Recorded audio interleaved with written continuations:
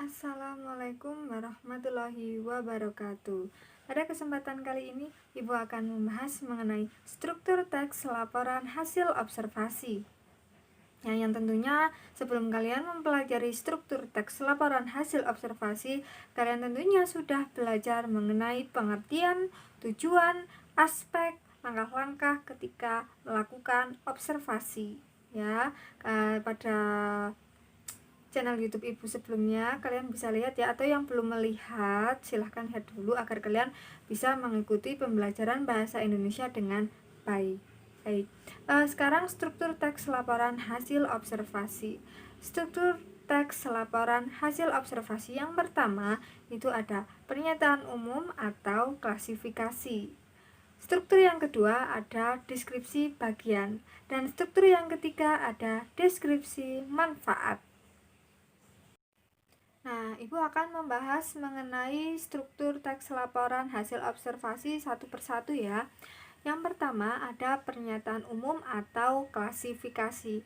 Pada bagian ini akan dijelaskan mengenai garis besar objek yang telah kalian amati, atau bisa juga disebut dengan pembuka dari teks laporan hasil observasi. Pada bagian yang kedua ada deskripsi bagian. Pada deskripsi bagian akan dijelaskan secara mendetail tentang objek yang telah diamati.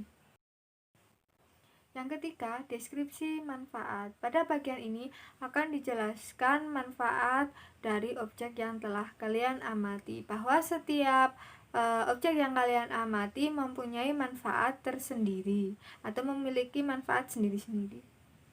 Itu ya penjelasan Ibu mengenai struktur teks laporan hasil observasi.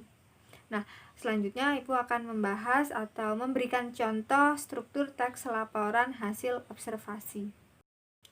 Ibu akan memberikan contoh teks laporan hasil observasi sesuai dengan strukturnya, yaitu teksnya berjudul wayang. Tetapi sebelum Ibu memberikan contohnya, sebaiknya kalian membaca teks yang berjudul wayang. Nah, untuk teksnya sudah Ibu sediakan ya. Kalian tinggal membacanya di internet atau di buku paket. Nah, pernyataan umum atau klasifikasi. Wayang adalah seni pertunjukan yang telah ditetapkan sebagai warisan budaya asli Indonesia.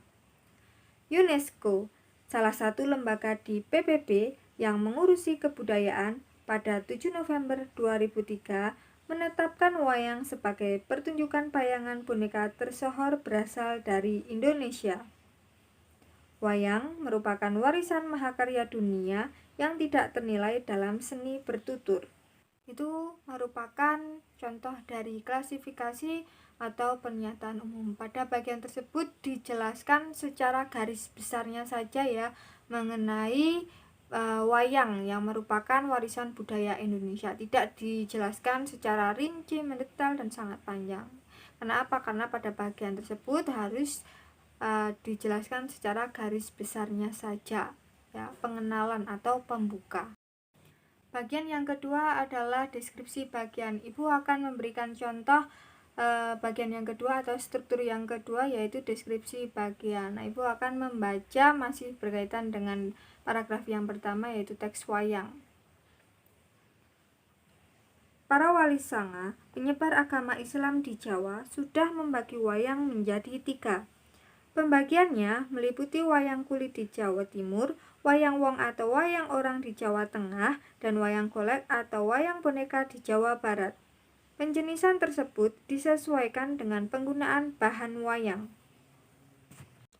Wayang kulit dibuat dari kulit hewan ternak, misalnya kulit kerbau, sapi, atau kambing. Wayang wong berarti wayang yang ditampilkan atau diperankan oleh orang. Wayang golek adalah wayang yang menggunakan boneka kayu sebagai pemeran tokoh. Barusan merupakan contoh dari deskripsi bagian. Pada deskripsi bagian dijelaskan jenis-jenis wayang dan bahan apa saja yang bisa digunakan untuk membuat wayang.